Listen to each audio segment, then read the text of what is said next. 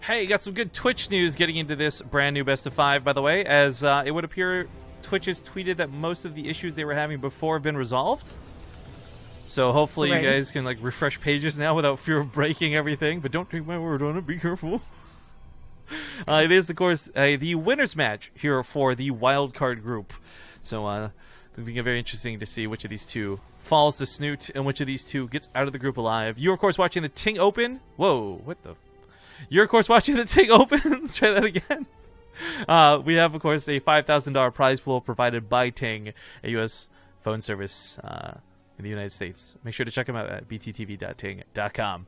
Spawning in the top right, though, we are playing on the North American server for this first game, so a bit of a home field advantage for him. Currently, it's the blue Protoss NaNiwa. In the bottom left, as the pink Zerg, he's Elazer. Elazer, of course, hailing from Poland, I believe. Now, normally, in almost every other circumstance, this would be Europe versus Europe, and we wouldn't have to worry about server swapping. However, reminded very quickly in that very first Best of 5 today that NaNiwa is, of course, staying in America. And to be honest, West Coast America versus Europe is pretty much the worst playing conditions you can ask for. So we did a coin flip, and NaNiwa did win the coin flip. So he'll be server swapping with his priorities. So North America first, Europe second, North America third, Europe fourth, and of course if we go to Game 5, it'll be NaNiwa's advantage. Yep. Yeah, which, I guess he didn't have to go that way. He could have chosen to do NA second, but then you would have one less NA. I don't know why you would. It just doesn't seem like a strategically smart move. No, it is not. But he did lose the map veto coin flip, I guess, so... It's, I don't know if it really matters, though. I think he still got the one map that he wanted out, which was Arena. And then the other one that was vetoed was Orbital. That's right, because we were talking about how odd that is. We keep seeing it vetoed. Oh. Bad me too. Bad me too. Thank you very much for the sub. Oh, I had something called, like, bao yesterday. It's like a bao bun or something. It was like Thai food, I think. Oh, BAO or something like that? Yeah.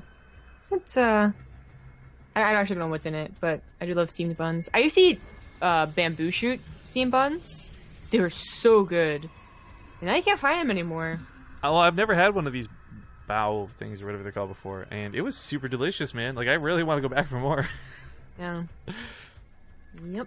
Anyways, quick reminder, because I guess I forgot that he was streaming, and he's totally allowed to. We love when players stream their matches, so you guys can get a little bit of extra experience when watching a BaseTradeTV event. But NaNiwa is streaming his games, and we would like to recommend you check out his stream. However, we would also like to remind everybody that he is not using a delay as we are. So vetoes spoilers will not be tolerated or appreciated. So if you watch NaNiwa's stream, enjoy it. But if you come back here to report victories earlier than the stream sees them, you will be removed from chat with relentless abandon. Yep, you're gone forever. Bye. Yeah, and don't try into these fake fake spoilers either. Don't want to say spoilers. We're so adverse to spoilers, I don't want to say the word. There you go. It's like blocking out the word ad block, except it doesn't work at all. And pink elephants. So that Overlord was unable to see the Dark Shrine. It saw a good number of gateways go down, but that could have just been, gateways to get a third base. So this is going to be a surprise. Thank you, Lauren Case, for subscribing to the channel. And I don't know about you, but now I just can't stop thinking about pink elephants. I actually totally forgot I said that. It's like 3 seconds ago. Man, come on. Get it together, Zombie. I know, so, I just didn't think of it at all. I'm really good. This Warp Prism, I like the Warp Prism, period. The Choice Dark Templar, though, is interesting to me because I don't think NaNiwa is a player who does rely on cheese. In fact, NaNiwa does some of the coolest things and has some really sweet moves. However, I don't know that Elazer is going to get caught off by this too badly. However, this might also be something where if this was Game 2 or Game 3, Elazer's more like blindly placing down defenses. But the fact that NaNiwa is opening the series with this kind of makes it a bit stronger. Yeah, he doesn't have a lair yet, and he doesn't have any Spore Crawlers, so this is going to start off really, really strong. I think it's less so about NaNiwa, whatever player type he is, and more... No way! He's still on lows all the DTs. Well, almost all the DTs, actually. One didn't get out. Yeah. But that the matchup is dictating how he's going to play, which might be a little cheesier than normal. But going straight for the third base, you could split them up, go to each, one in That's each a cool base, move. get drone kills, or we could go all three on top of Hatchery. I think he was aware that there could have been, Overseer's making, and this kind of was the safer choice, the guaranteed choice. Now this one we'll see an Overseer. Yeah, I mean, the DT is going to die, but I mean, he's still going to trade out damage and transfuses. And killing that third base was pretty nice.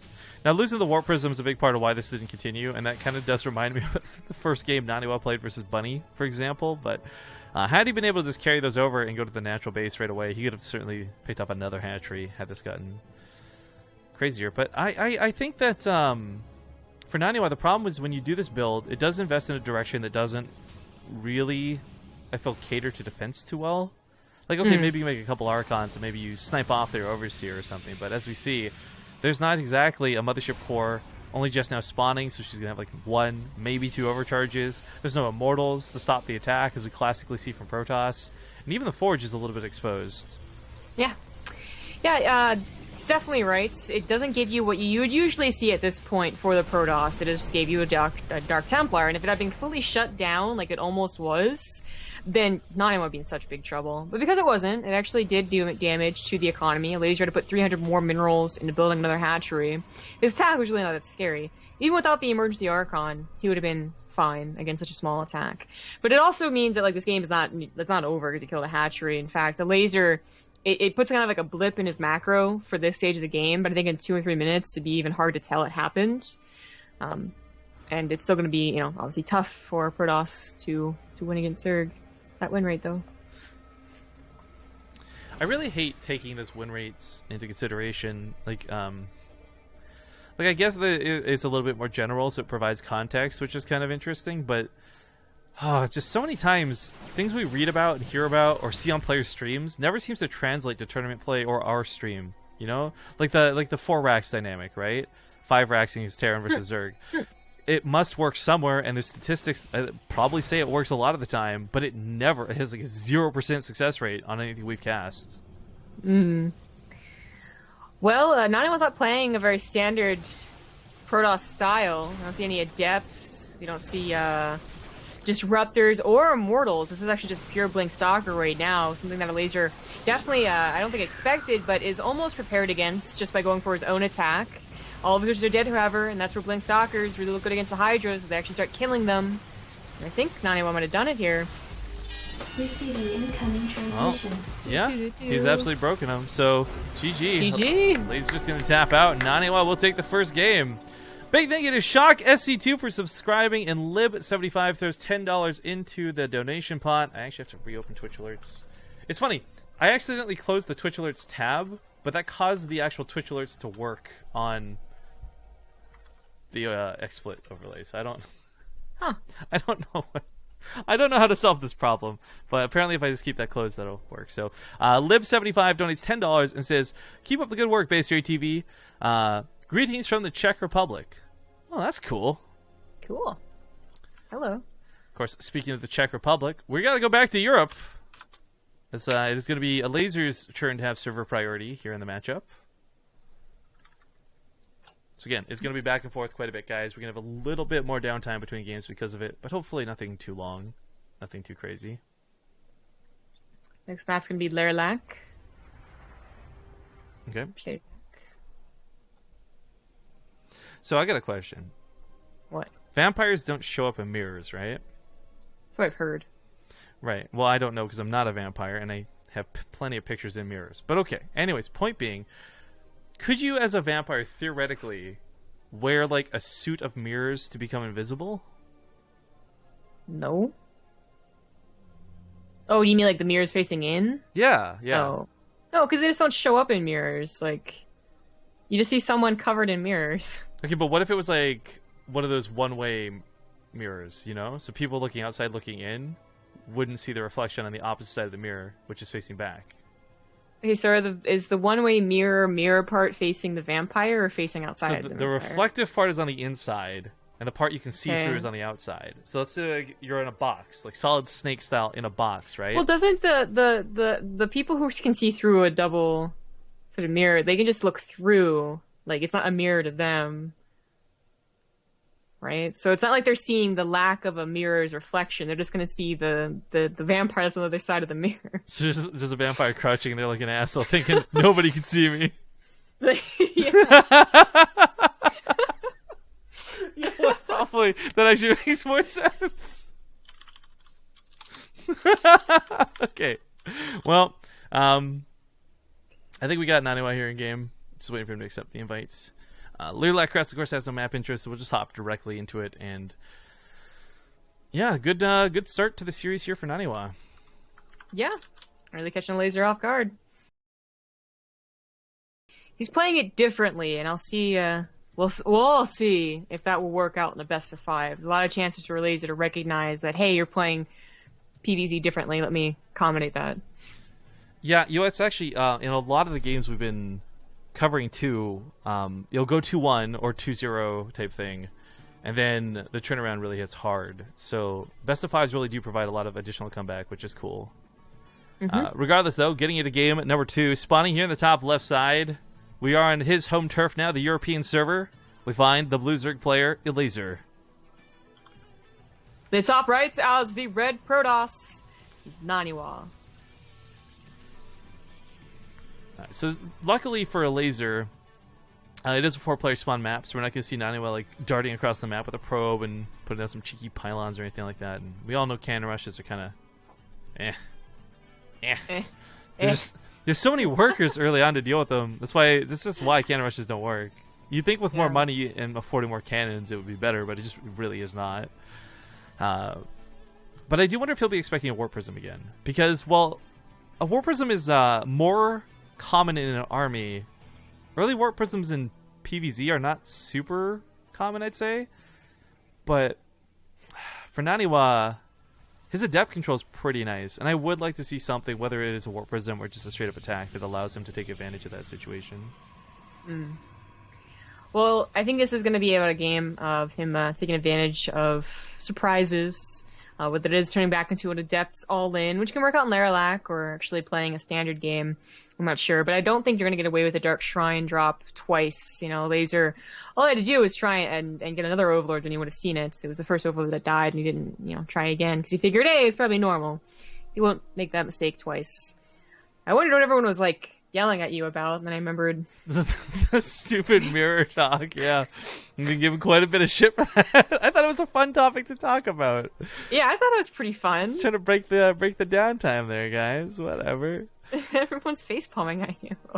Okay, here's my follow up to that mirror. Right. Okay, we're gonna take this one step further. We're gonna really hashtag riff logic this. All right. So same situation. You're a vampire. You've trapped it in a box of mirrors. Okay. This isn't some guy hiding like an asshole. He's trapped. And you take a periscope to peer in. Would you be able to see what was inside the box? Yes, you'd see a fucking vampire in the middle of the box. But how? A periscope relies on mirrors to reflect an image down the pipe.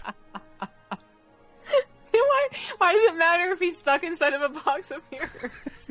Because it doesn't matter. He's stuck in a box of mirrors. Would you see it in a periscope? And I think the answer would be no. I think you would peer in and just see an infinite reflection of mirrors, as if it were an empty box. To answer this question, we'd have to ask, why do vampires not see themselves in mirrors? And I don't know, because I don't care about mirrors and vampires and vampire mythology. Well, I was going to say that's the least interesting. Hang on, that's actually a really wrong statement to make. I can understand not care about the vampires or the mythology, but the mirror aspect, you should care about mirrors. They're part of everything you hate mirrors. With. You might hate seeing yourself in a reflection of a mirror, but you rely on mirrors for so many things. That's true. I really don't care about this vampires, though. I really don't. Big attack coming, and I care about this because this is really cool. Elazer is going to be dropping. Now, I'm not sure if he'll go over to the right side and fly up to the main, or if he just wants to drop over top of the wall and fight NaNiwa head on. But NaNiwa has proven time and time again against playing Zerg, he's really good at the SimCity. He's really good at replacing pylons as they go down, building that wall up over and over and over again, and having a Zerg player never be able to break it. But attacking from two sides at the same time, that's going to make this a lot harder to hold. And while NaNiwa's had cool tactics in the past, he's got nothing to really respond to these overlords heading to the main. A couple of units warping in now, but he's going to drop immediately on top of them. Well, the photo overcharge is really well placed. The Lings couldn't get a full surround on the units because Oh, he kind hello. of them in between. A couple of Queens join. There we go. That's making it a lot easier. But so far, NaNiwa's not doing a terrible job. Like, this hasn't been broken yet, but he needs to bring a probe over. He wants to keep that gateway from being broken. Yeah, well, that's no more SimCity there. It blocks the This location. is so awkward, though, because if they come out one at a time, it does leave them a little bit susceptible, so the stalkers in the depth start picking them off. Gateway is finally going to break, but Elazer doesn't... Oh, didn't even notice the dark trend. Oh, so dumb. Okay, He's well... the Overseer. But even... Yeah, That's it. GG. GG. Oh my god. NaNiwa and DTs are going to win him this best of 3. That's so stupid. If NaNiwa wins with 3-0 with DTs... Alright, I need everyone to riot about Protoss bullshit, having a unit that's cloaked 100% of the time for no energy costs, and by the way, was being considered for a speed boost for no good reason. But okay, game number 2. So we'll go back to the North American server for game 3, as that will be NaNiwa's server priority once again. And what is the map for this one, so I can get this loaded? Detox. No loading for you. No loading for me. That's actually really interesting, this Detox, because just thinking on it, this is a map that, if Elazer does drops on again, I actually favor over NaNiwa's DT play. Okay, yeah. Yeah, that's true. I was just going to say, I think Detox was NaNiwa's choice, and he took a while, probably because he was looking at it, just like he did last time he vetoed. And I think he looked at it, and then looked at the other 2 options, which were Prion and Ruins, and figured they were like less 2 evils. I mean, I really don't know if I don't know if he has such strong feelings to Prion and Ruins, but it's like a lot of Protosses just don't like the map pool in general. They like Dusk Towers, and that's almost it. Okay, well, let me join off your lobby here.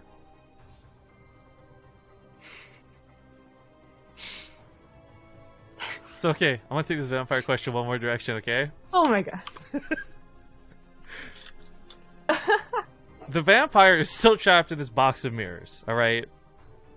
But this time it's enclosed. No, hang on. It's enclosed. The question I pose to you, is that vampire alive or dead?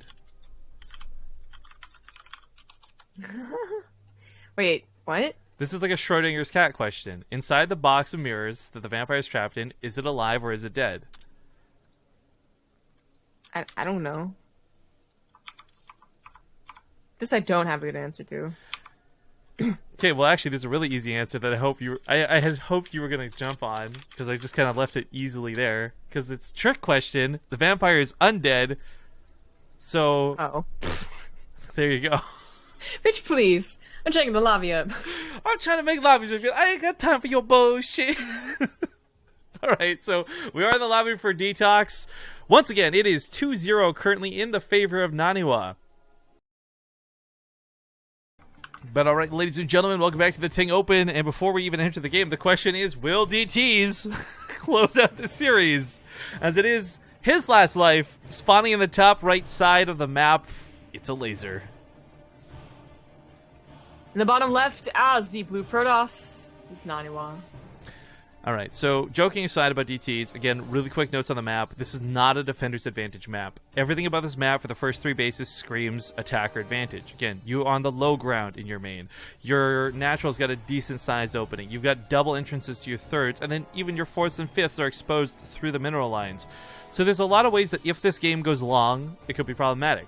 But there is something to be said about NaNiwa, because you did mention he was looking at the map and maybe debating the lesser of 2 evils. But he did beat Penguin on this map specifically in a very dire situation that was a projected and intended base trade. Yeah, that was very close. And I feel like it was a lot of NaNiwa's years of experience as a pro gamer to keep a calm head through that, and not also to just rage at Mutas being stupid. But it is an important part to bring up, not just because NaNiwa ended up winning, so he's familiar with the map and might have confidence on it, but because Elazer might go for Mutas. He's tried Roaches, DTs happen. He tried Lings, DTs happen. Maybe he'll try Mutas, and maybe DTs will happen again, but, well, Mutas can snowball. Mutas can always snowball. That's what's so scary. Like, there's not a game where you're like, okay, you know what? This guy's got like 14 Thors. He's good to go. And it's like, no, Mutas can just fly around them. They can just not engage them. Like, there's so many situations where Mutas can, like, even with Protoss opening Phoenix more commonly, like, still Mutas can be a problem. Mm-hmm. But I love this from Bob Sapp on Twitter. He tweets and says, "Can you see Dark Templars in a box of mirrors?" Hey, you see a bunch of Dark Templars. Only if you have detection. So, like, if this box of mirrors that's containing them is next to a missile turret, you're probably good to go. But if it's not, it's just a box of empty mirrors. Well, only if we had the capability of putting a DT in a box and we have to worry about detection. Well, on that note, too, now, is this a box made of mirrors, or is it a regular box containing tons of mirrors? Okay, I don't know about your dumb question, but I have an interesting question. That's the rudest way to segue. I'm just going to reply to fuck you, no matter what you have to ask. But go on. This should Stasis Trap work on hidden DTs. Fuck you. Why? Actually, I think it would, just because the Stasis Trap doesn't require detection. It like tracks movement, right? Yeah. It's like a spider mine. Like, if it doesn't, I feel like it should. Actually, okay, so I got to squeeze this in. I heard this amazing joke last night, and since we're stupid, I'm just going to chalk it up to that right now, all right? Okay. Do you know why Peter Pan is always flying? Why? Because he never lands. You know why I really like that joke? Why? Because it never grows old. Did you know, like the actual Peter Pan story is kind of messed up? Yeah, so same with Pinocchio. Pinocchio, like, is straight up super messed up, the original story. Man. I've been watching Hook lately because it's been on, like, all the time. I love that movie, but I just keep remembering how actually terrible the book version is, like the Disney movie. Does NaNiwa, did he catch us lingoing into the back? Okay, he did. I think he did. For it. So, I love these spore crawlers coming down. Yeah. Did he actually see the Dark Shrine? Yeah, he did as he ran by, so I don't want to break the grass, but we know he saw it. So, the Spore Crawler is a great move to make sure the DTs do not end his life. It's going to guarantee also Warp Prisms won't get away with too much. A bit fickle, though, because, well, it doesn't take much, and he's not over-investing. Like, I'm not trying to oversell what Elazer's doing. I was a little bit worried that we'd be in a situation where Elazer plays too defensive and too scared, and too just, like, paranoid about DTs. You know, you've lost 2 games in a row. There's nobody who doesn't worry about that for game 3, right? Mm-hmm. So it's nice to see that he is still just going to roaches and lings, and he's not like rushing out the fastest overseer you've ever seen. Spore crawlers will cover it, and early units will be good. For NaNiwa, it's actually not so bad though, because even though this kind of gets blindly defended against, Dark Templar have this really cool aspect where they are much cheaper than their High Templar counterparts in terms of making Archons, and Archons are still good in all aspects of this matchup. They also have this thing where they're just really annoying. Yes. And, like, they can snipe your Spore Crawler. That's the first problem. They can hit you when your units aren't around, so you can see the DT is killing your drone. Just can't do anything about it. They can definitely take on units 1v1, because they have some really high damage. Don't want to take on too much, though. But, I mean, look, I mean, 4 queens. For the love of God. Roaches come over, lings come over. And this is going to be continued harassment. Okay, the Overseer's here. I was going to say, I wasn't sure if he made Spore Crawler in the main last time we looked, but he did, so he's got the Overseer, he's got the Spore Crawler. He should be alright. Of course, he might bleed out another Queen, which could suck, but not the end of the world.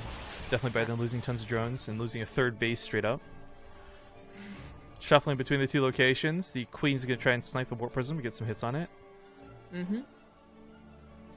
So, NaNiwa, you know, last time he did this on Dusk Towers, he went for like a follow-up Blink Stalker all-in, which was really cool and really effective, and he might do the same thing here as he gets to a 3rd base, a lot more gateways, and Archons being morphed in. Like, this might be a little too early for Archons, but he's actually going to use them for... drops.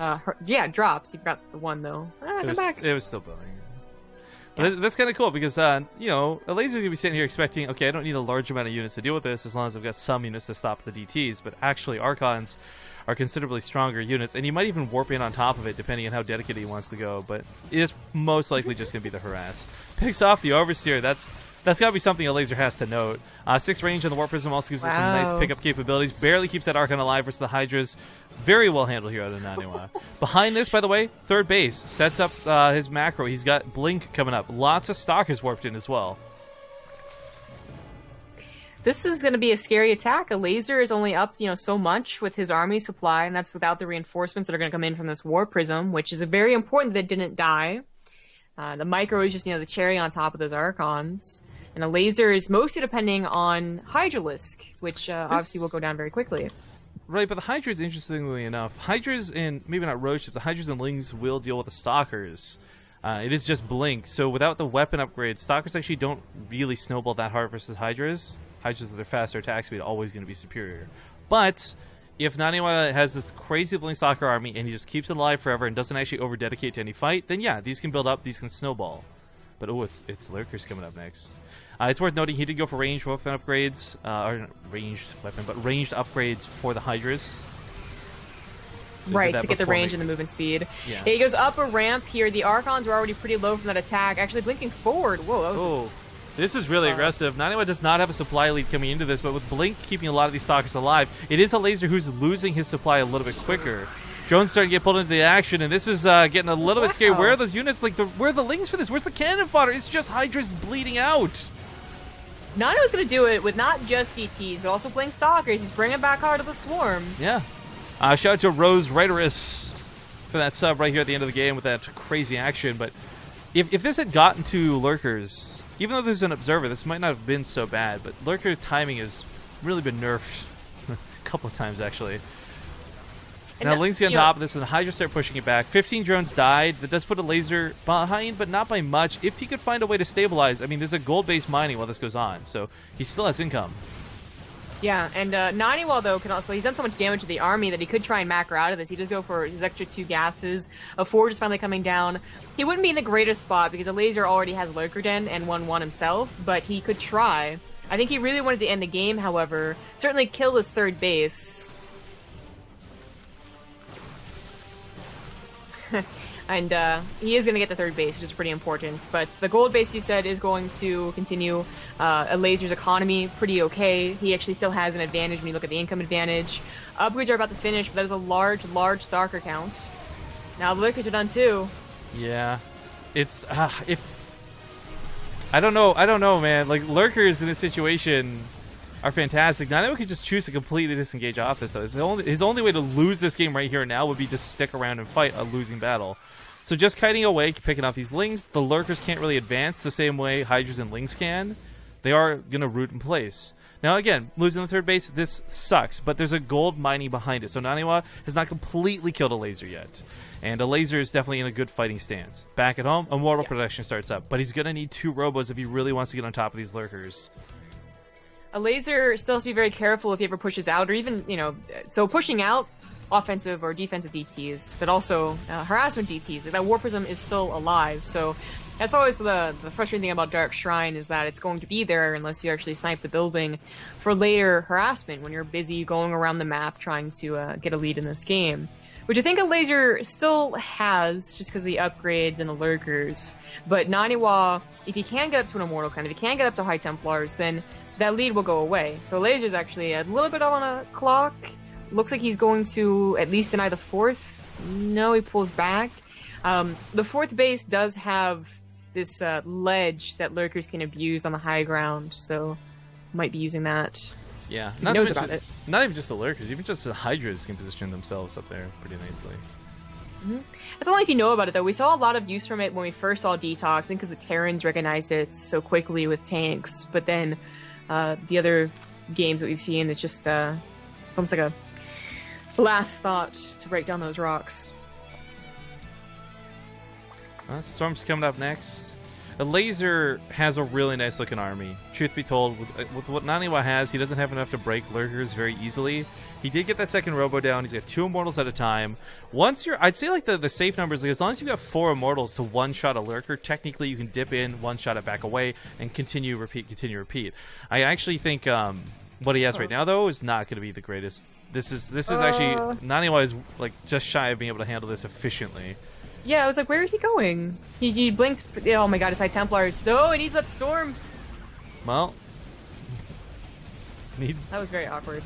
Need is always Storm's still far out, so I guess losing them it's bad. Yeah, but couldn't use Storm right now, anyways. No, I mean if he loses them, sorry. But he's so close. No! He's going to go for the break. He does lose pretty much everything that charges into the Lurkers, kind of as you would predict, though. Meanwhile, Lings are busy going ham on the left side, catch one of the Immortals. Very important, these Immortals, because it's the best way to deal with the Lurkers. I don't think that NaNiwa was able to get enough of an army before Elazer pushed in.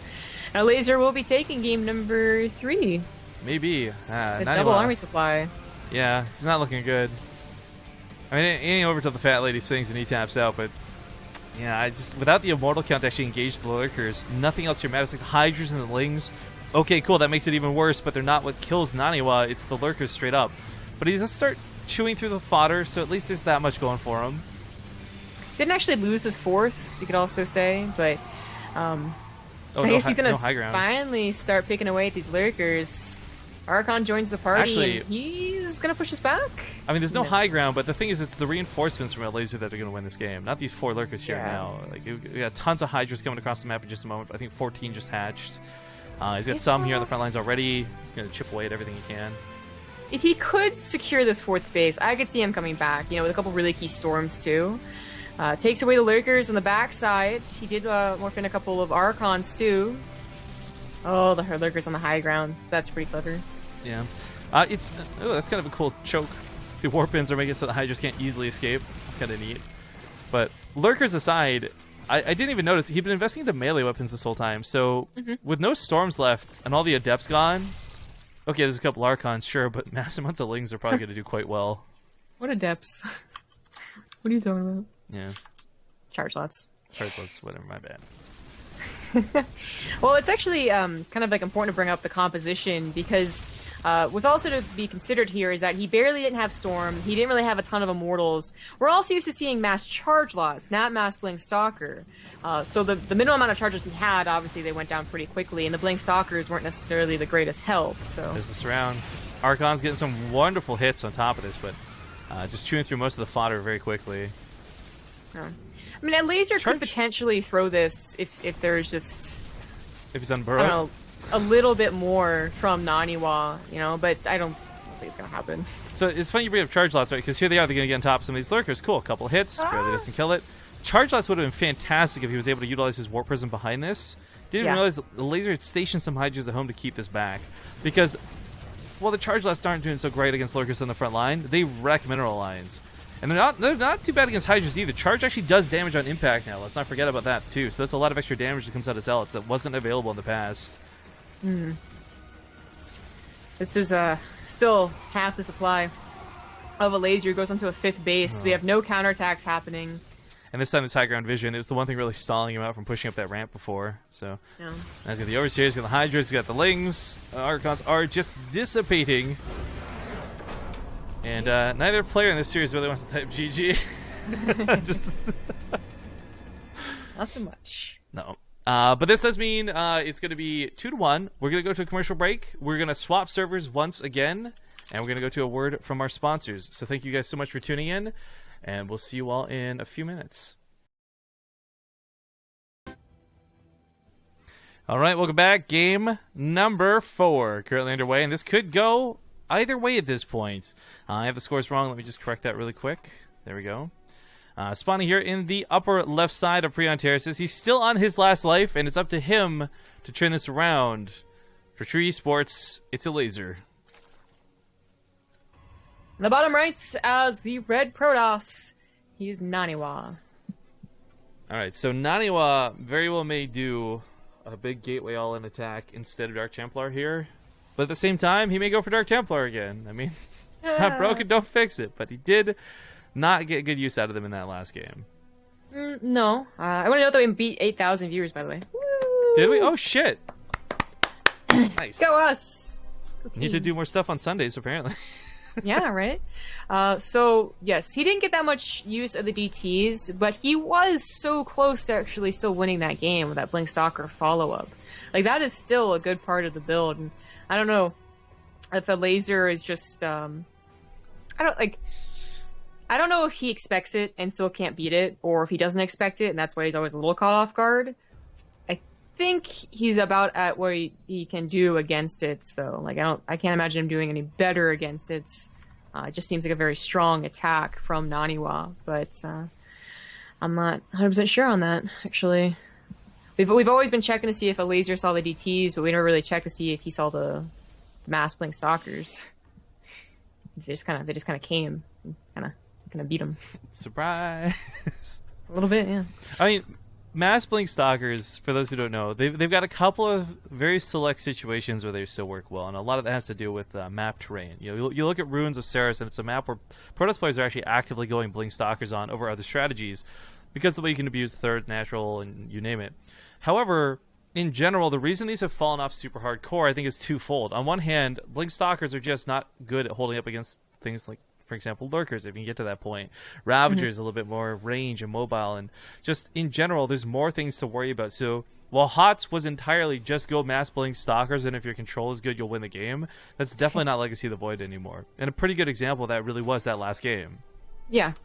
Well, if you can't win with bats, then Lurkers are going to start to really be tough for you to handle with only Blink Stalkers. But it wasn't just the Blink Stalkers. There was some really odd beginning to the attack where NaNiwa didn't even look like he knew the attack was coming. He had blinked down to the low ground initially to catch like a couple of lings or something and wasn't set up well for it. I think he could do a lot better against a similar game. Like if we, played a recover game, he'd do a lot better. Yeah. Resonating Glaive's going to be researched. So this is an instance, by the way, I want to differentiate between the two things.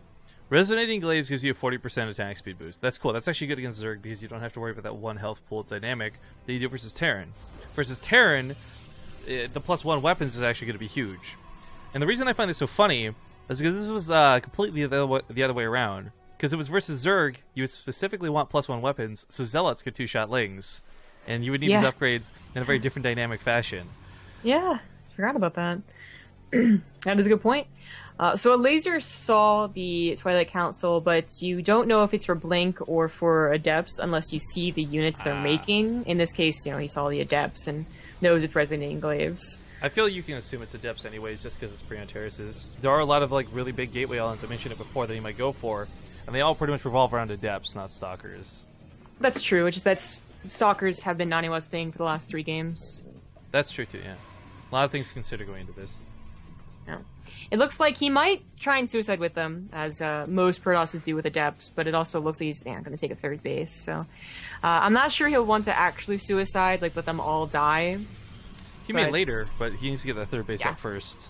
Yeah. And he's sending them across the map, so they won't be here regardless if they die or not.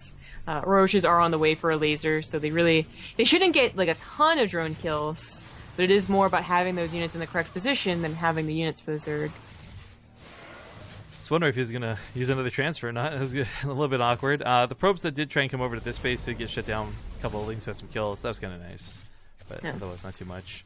4 drones go down. At the end of the day, this wasn't really devastating for either player.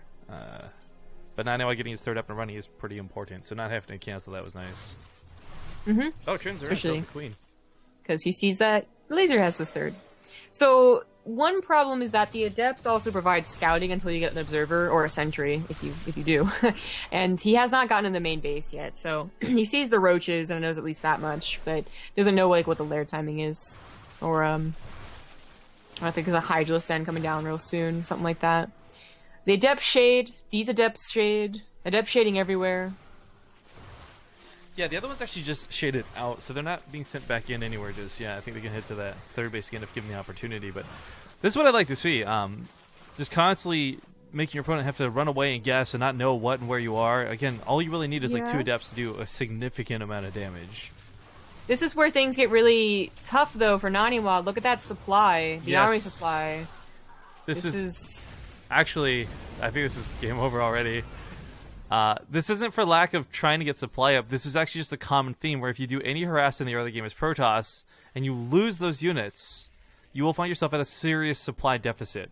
Now, pushing across the map, let's not forget this is Prion, so we talked about a lot of Adepts, potentially Gateway Islands out of NaNiwa. Elazer's actually the one hitting him with a lot of these mineral, the gold-based beneficial units like Lings, like Roaches. And because he doesn't need a lot of drones to make gold bases work for him, he's sitting here on 82 army supply. This is ridiculous. Oh my god.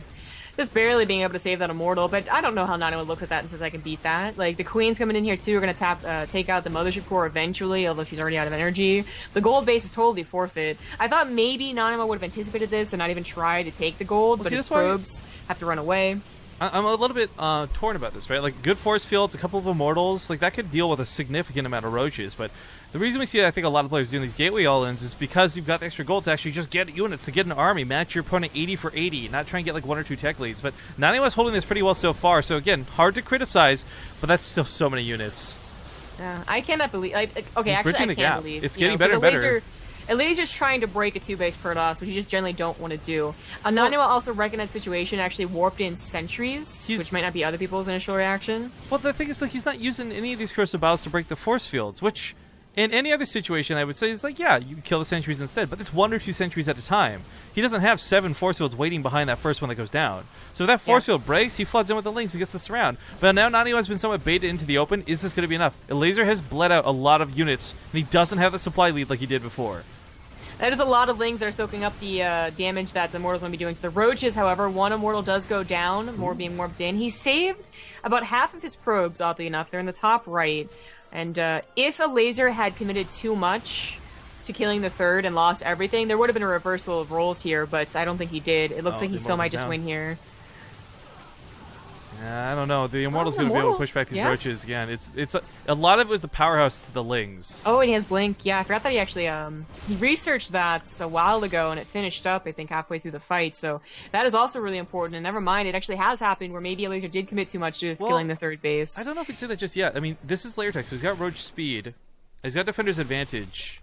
But you're right, that is like a significant Protoss army coming down the middle of the map. I can't say this will be easy to hold.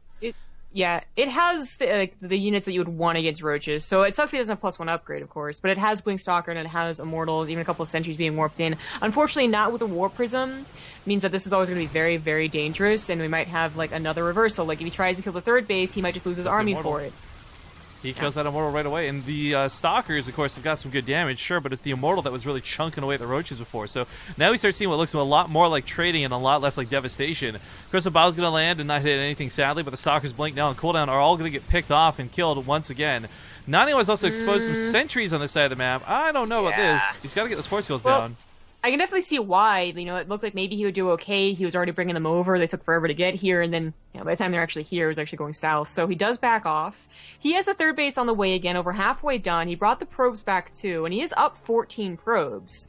In fact, he was winning the economy war even despite losing the third base for a long time. But this has been a very back and forth game. They both throwing away the units, and I want to say that NaNiwa has a better position with better tech. But then, I don't know, Elazer with good Corsair Bios, good Link counterattacks. Maybe he gets that drone count up soon. Got some new sub hype going on with Kagi. Cage? KG. KG.